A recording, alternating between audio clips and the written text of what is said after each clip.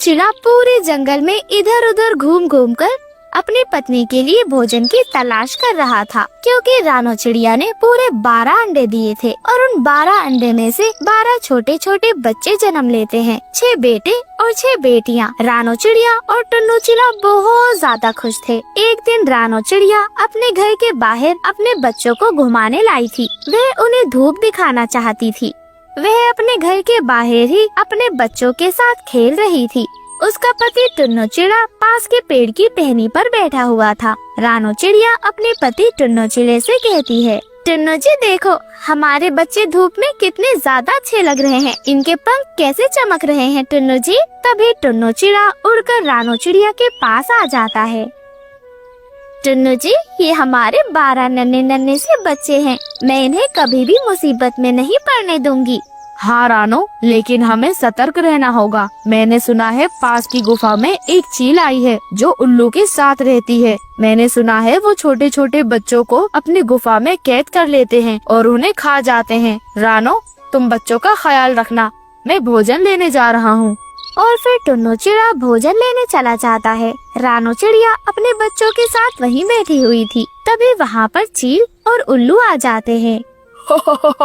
छोटी चिड़ियों के लिए ये जंगल सुरक्षित नहीं है। तुम्हारे मासूम मासूम बच्चे अब हमारा भोजन बनेंगे। नहीं नहीं, आप मेरे बच्चों को जाने दे, मेरे बच्चों को छोड़ दे, आप ऐसा कुछ भी नहीं करना। मैं चील हूँ और चील कभी किसी पर दया नहीं करते। अगर हम तुम जैसे छोटे छोटे पक्षियों पर दया करेंगे तो हम कैसे खाएंगे और कैसे जिएंगे। इस जंगल में केवल बलवान का राज चलता है और इस जंगल का सबसे खतरनाक शिकारी हूँ मैं। मुझसे जंगल का हर छोटा पक्षी डरता है। मेरे डर की वजह से जंगल के सभी छोटे पक्षी कांपने लगते हैं और तुम सोचती हो कि तुम मुझे रोक पाओगी। रानो, इस जंगल में कोई कानून नहीं चलता बल्कि शक्ति चलती है और मेरी शक्ति के आगे तुम कुछ भी नहीं हो। और फिर वह दुष्ट चील रानो चिड़िया को धक्का दे देता है। वह अपने जोर से पंख मारता है और रानो चिड़िया सीधे पेड़ से नीचे गिर जाती है। रानो चिड़िया के सर पे जोरदार चोट लगती है और वह बेहोश हो जाती है। वह दुष्ट चील और उल्लू उसके 12 के 12 बच्चों को लेकर गुफा में चले जाते हैं। रानो चिड़िया को जब होश आता है तो वह घबरा जाती है। तब तक टुन्नू चिड़ा भी दाना लेकर वापस ही आ जाता है। रानो, क्या हुआ? तुम्हें क्या हुआ? तुम्हारा चोट कैसे लग गई है? टुन्नू जी, वो टुन्नू जी हमारे बच्चे, टुन्नू जी हमारे बच्चों को वो चील ले गया है। टुन्नू जी जाए, मेरे बच्चों को बचा लो। टुन्नू जी जाके मेरे बच्चों को बचा लो। टुन्नू चिड़ा बहुत हिम्मत जुटाता है और वो खतरनाक चील और उल्लू की गुफा की ओर चला जाता है। चील, उल्लू, मेरे बच्चों को छोड़ दो, मैं उन्हें लेने आया हूँ और जब तक मेरे अंदर सांस बाकी है मैं अपने बच्चों को बचाने की पूरी कोशिश करूँगा। टुन्नू, तू कुछ भी नहीं कर पाएगा। आज से पहले हमने तेरे जैसे कई पक्षी देखे हैं और उन्हें मारकर खा भी गए हैं हम। क्यों उल्लू भाई? अरे हाँ, ये क्या ही बिगाड़ लेगा हमारा। चील भाई, एक काम करो, आज हम पहले इसे ही ठिकाने लगाते हैं। दुष्ट पक्षियों, तुम्हें शायद ये नहीं पता, एक पिता अपने बच्चों के लिए किसी भी हद तक जा सकता है, फिर चाहे उसके सामने कोई चील और उल्लू ही क्यों ना हो। मैं जानता हूँ कि तुम दोनों बहुत ताकतवर हो, लेकिन मेरा प्यार, मेरे बच्चों के लिए मेरी जिम्मेदारी इन सब से कहीं बढ़कर है। चाहे मेरी जान भी क्यों ना चली जाए, लेकिन मैं अपने बच्चों को तुम्हें मारने नहीं दूंगा। और फिर टुन्नू चिड़ा हौसला जुटाते हुए अपने बच्चों की ओर बढ़ता है, लेकिन तभी उल्लू और चील उस पर हमला कर देते हैं। बेचारा टुन्नू चिड़ा अपनी आखिरी सांस लेता है। टुन्नू चिड़े की बहुत ज्यादा चोट लग जाती है, वह बुरी तरह से घायल हो जाता है। मेरे बच्चे, मेरे बच्चों को बचा लो।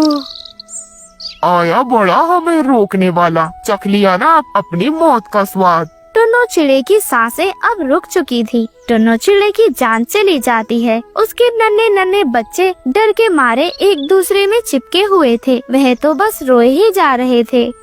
रानो चिड़िया को जब पता चलता है कि उसके पति की मौत हो चुकी है, उसे बहुत ज्यादा गुस्सा आता है। उसकी आंखों में आंसू भर जाते हैं, उसका दिल दर्द से भर उठता है। लेकिन रानो चिड़िया हार नहीं मानती। वह गुस्से में उड़कर सीधे कालू कौवे से मदद मांगने जाती है। कालू भैया मेरी मदद करें, मैं आपसे आज मदद मांगने आई हूँ। मेरे 12 छोटे छोटे बच्चे उस जालिम चील और उल्लू की कैद में है। अगर आज आपने मेरी मदद नहीं की तो मैं अपने बच्चों को हमेशा के लिए खो दूंगी कालू भैया। वैसे तो कालू कौवा कभी किसी की मदद नहीं करता था, लेकिन रानो चिड़िया के 12 बच्चों का नाम सुनकर उसके दिल में दया आ जाती है। लेकिन रानो, वो तो चील है, चील और उल्लू बहुत खतरनाक होते हैं। मुझ जैसा कौवा भी उनका कुछ नहीं बिगाड़ सकता रानो। वो तो ना जाने तुम्हारे बच्चों के साथ क्या करेंगे। रानो, मैं तुम्हारी मदद कैसे ही कर सकता हूँ। लेकिन कालू भैया, मैं अपने बच्चों को ऐसे भी तो नहीं छोड़ सकती। मेरे बच्चे बहुत छोटे हैं, हमें कुछ करना होगा कालू भैया। हाँ रानो, लेकिन अकेले जाना खतरनाक होगा। हमें चालाकी के साथ उन दोनों को हराना होगा। लेकिन कैसे कालू भैया, हम क्या करेंगे?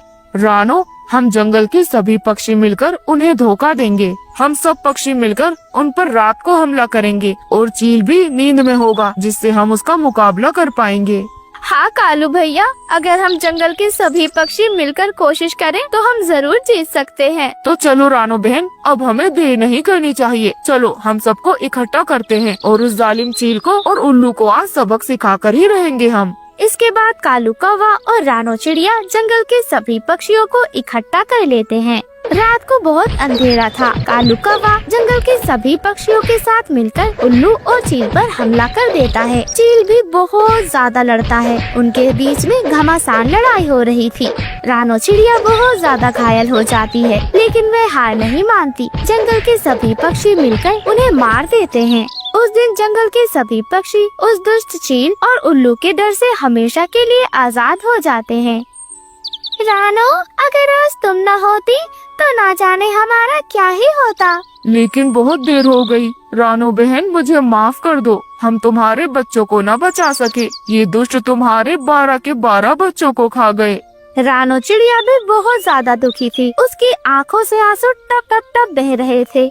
वह रोती जा रही थी। रानो चिड़िया के दिल में बहुत ज्यादा दर्द था। रानो चिड़िया रोते रोते अपनी जान ही दे देती है। जंगल के सभी पक्षी उदास थे, लेकिन वह खुश भी थे, क्योंकि वह जानते थे कि रानो चिड़िया के परिवार का बलिदान खाली नहीं जाएगा। अब जंगल के सभी पक्षी हंसी खुशी रह सकेंगे, चैन से जी सकेंगे। रानो चिड़िया के परिवार का ये बलिदान पूरा जंगल याद रखेगा। पक्षियों, चलो हम रानो बहन को दफना देते हैं। और फिर जंगल के सभी पक्षी मिलकर रानो चिड़िया को मिट्टी में दफना देते हैं। जंगल में एक बार फिर से खुशहाली लौट आई थी। इस कहानी से हमें सीख मिलती है कि हिम्मत, साहस और एकता से बड़ी मुसीबत का सामना किया जा सकता है। प्यार और बलिदान कभी व्यर्थ नहीं जाते। प्यारे दोस्तों, अगर आपको हमारी ये कहानी पसंद आई है तो आप हमारी वीडियो को लाइक करके हमारे चैनल को सब्सक्राइब करें और हमारी छोटी सी फैमिली का हिस्सा बने। आप सभी का धन्यवाद।